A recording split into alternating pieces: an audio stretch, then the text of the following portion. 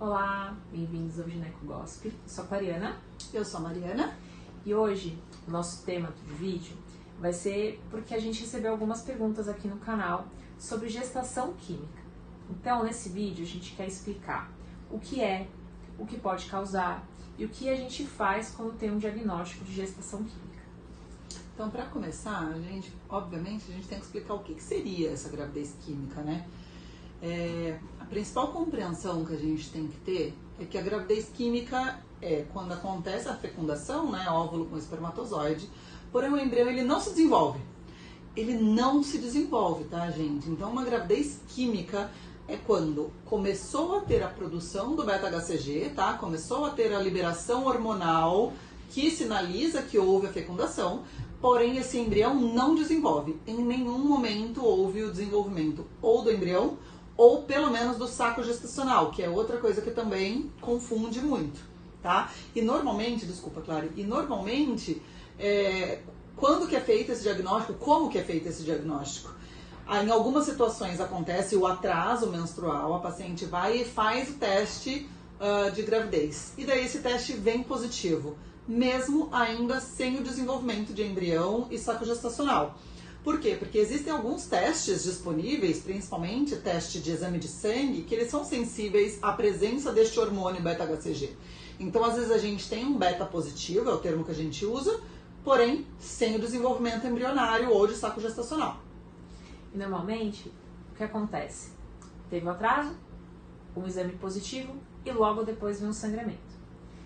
Quais são as possíveis causas da gestação química? Então, a gente tem ou alterações genéticas durante o processo, né, da fertilização entre o óvulo e o espermatozoide, ou falta de hormônios. Quais seria esse hormônio? A progesterona, uma produção inadequada. A progesterona ela ajuda a manter ali a produção do beta-HCG enquanto vai se desenvolvendo, multiplicando as células, formando o embrião. Então, se a gente tem uma insuficiência de progesterona, pode ser uma das causas. Algumas infecções também levam à dificuldade do desenvolvimento, né, do embrião, ou então algumas alterações intrauterinas, como por exemplo, endometriose, adenomiose, alguns miomas, tá bom? Tudo isso pode ser uma causa.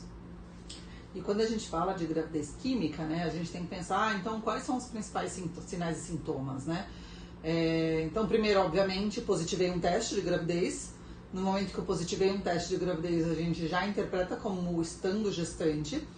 Só que daí os sintomas gestacionais são muito poucos, o desconforto é baixo e a gente já logo tem, como a Clary falou, logo na sequência a gente tem um beta positivo, mas dias depois já apresenta um sangramento vaginal. Então aí a gente já tem essa sinalização de que tinha alguma coisa errada. E pra gente dizer que é uma gravidez química, a gente tem exclusivamente a positivação do exame laboratorial, do exame que diz o beta positivo. Em nenhum momento a gente tem o desenvolvimento de embrião ou saco gestacional.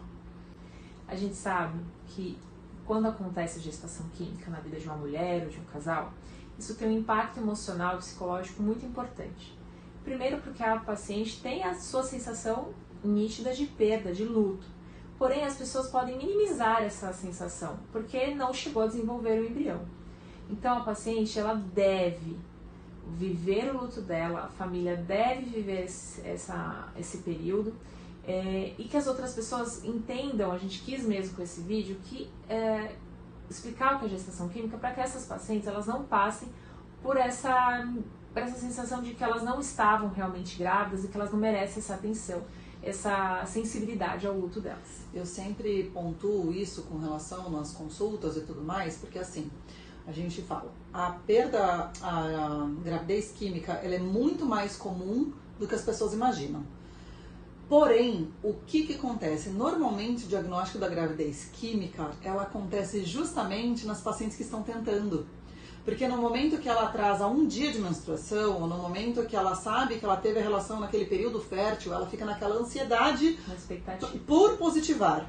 E no momento que positiva, fica aquela ansiedade, deu certo, e acaba evoluindo para uma perda. Então, por isso que a gente quis produzir esse vídeo, para alertar sobre essa questão do não minimizar e não desvalorizar o luto de cada um. Cada um tem essa percepção de perda diferente, então a gente tem que dar atenção.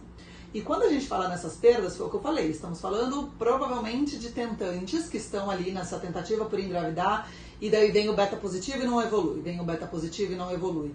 Então a gente tem que ter esse alerta e, obviamente, no momento que você tem uma primeira perda, a gente já acende o alerta, mas a partir da segunda perda, a gente obrigatoriamente tem que passar por uma investigação de saber o que aconteceu. Essa mulher está desenvolvendo só gestações químicas que não evoluem por questões hormonais, por questões anatômicas, por questões embriologia. O que está acontecendo que está causando essas perdas? Então, o acompanhamento com o ginecologista é fundamental justamente para permitir um diagnóstico correto se essa paciente tiver alguma alteração real, ou mesmo simplesmente para explicar para a paciente o que está acontecendo com o seu corpo. Então, primeiro agradecer a todo mundo que manda comentários, que manda perguntinhas pra gente, que com isso a gente consegue fazer vídeos mais direcionados e elaborar o canal cada vez mais. Então, se você gostou, curte, por favor, compartilha, se inscreve no canal. Espero que para as pessoas que mandaram essas perguntas tenha sido respondido de forma muito carinhosa, muito sincera, para que vocês entendam justamente o que seriam essas modificações que são tão comuns e estejam aqui com o canal aberto justamente para que a gente tenha essa troca, como a Clary falou, tá bom? Então segue, compartilha, encaminha e continua com a gente. Até a próxima!